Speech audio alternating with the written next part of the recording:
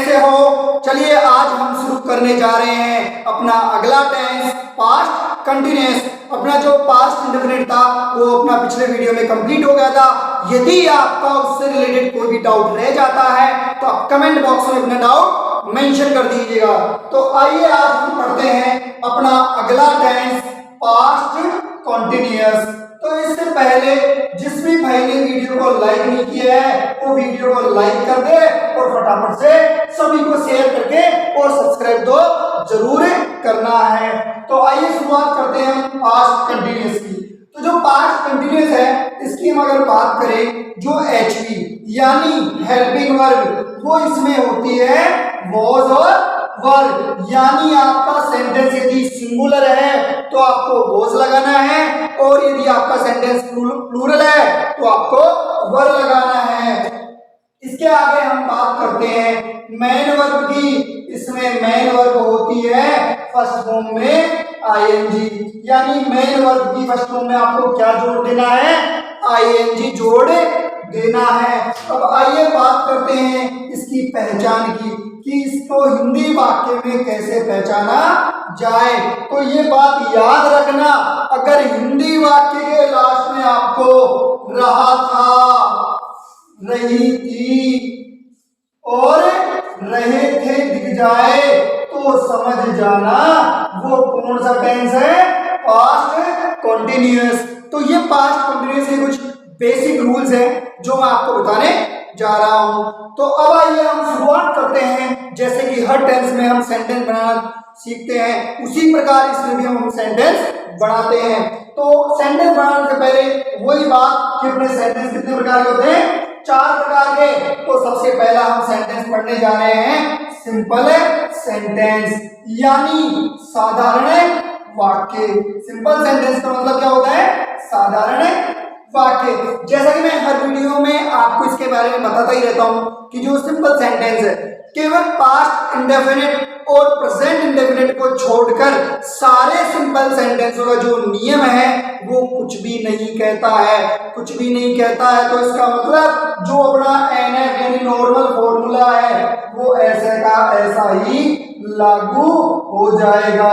यानी आपको इसमें कुछ भी छेड़खानी नहीं करनी है। जो ये NF नॉर्मल फॉर्मूला है इसको ऐसा का ऐसा लागू कर देना है।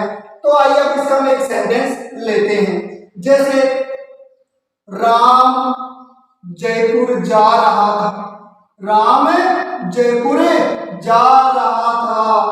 कौन जा रहा था जयपुर? राम। अरे सर जी ये बार बार राम जयपुर गया जा रहा था तो और क्या करे, राम को भेजते तुम तो जाते हो नहीं।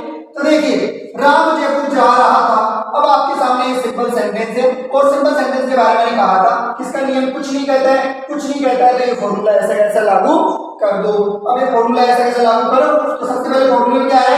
S यानी सब्जेक्ट। तो इसमें सब्जेक्ट कौन है? राम। फिर कौन जयपुर जा रहा था? राम जयपुर जा रहा था तो राम क्या हो गया अपना सब्जेक्ट। आगे HV जो कि सब्जेक्ट के अनुसार लगती है और सब्जेक्ट अपना कौन है? राम। अब राम क्या है? सिंगुलर है तो सिंगुलर के लिए क्या रहेगा? वॉज।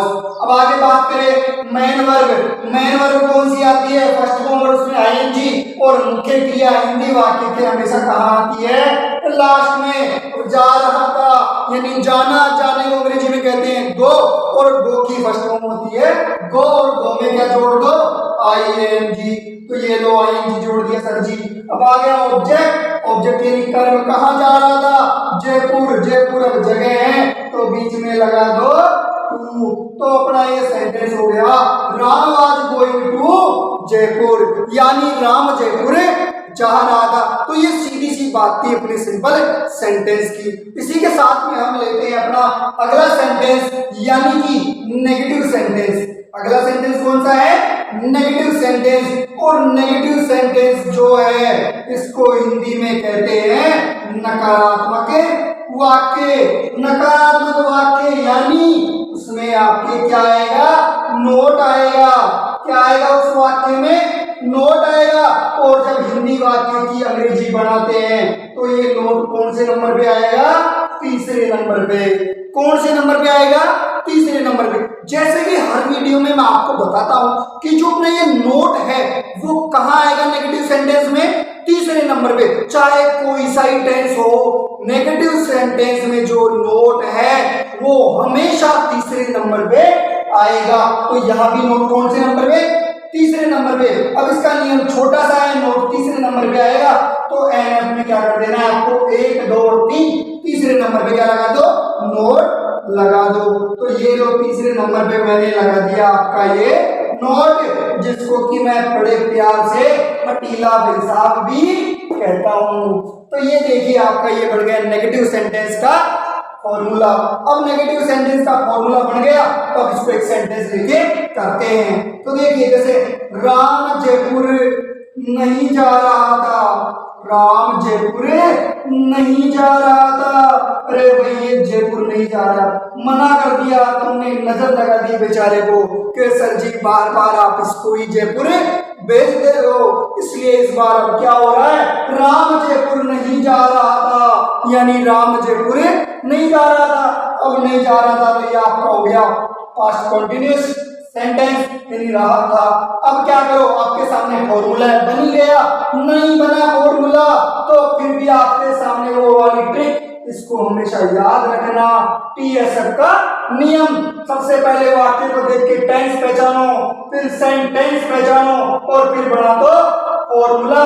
और फॉर्मूले के लिए वही दो बातें मालूम, एनएफ यानी नॉर्मल फॉर्मूला आपको याद होना चाहिए, और क्या, लॉ यानी नियम, जिस सेंटेंस की आप अंग्रेजी बनाओ उसका नियम आपको पता होना चाहिए, आपका फॉर्मूला बने जाएगा। अब आपका एक फॉर्मूला आपके सामने बन गया, अब इसकी अंग्रेजी भी बना दो। सबसे पहले फॉर्मूले में क्या आ रहा है, सब्जेक्ट, यानी कौन जयपुर नहीं जा रहा था, राम, तो ये राम क्या हो गया अपना सब्जेक्ट। आगे बात करें एची, जो कि हमें सब्जेक्ट के अनुसार रखती है। अब सब्जेक्ट अपना सिंगुलर है तो क्या आ जाएगा, वाज। चलो ये वाज हो गया।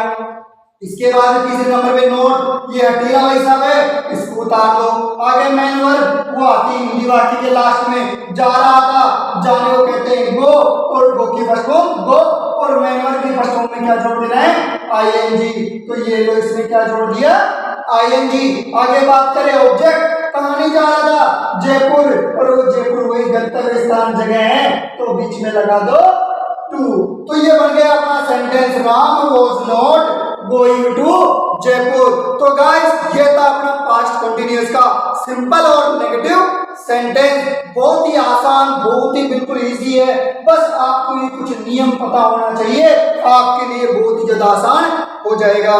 तो आई होप आप सभी को ये वीडियो काफी पसंद आई होगी, और यदि आपको कोई डाउट रह जाता है तो कमेंट बॉक्स में आप अपना डाउट डाल सकते हो। इसी के साथ मिलते हैं नेक्स्ट वीडियो में।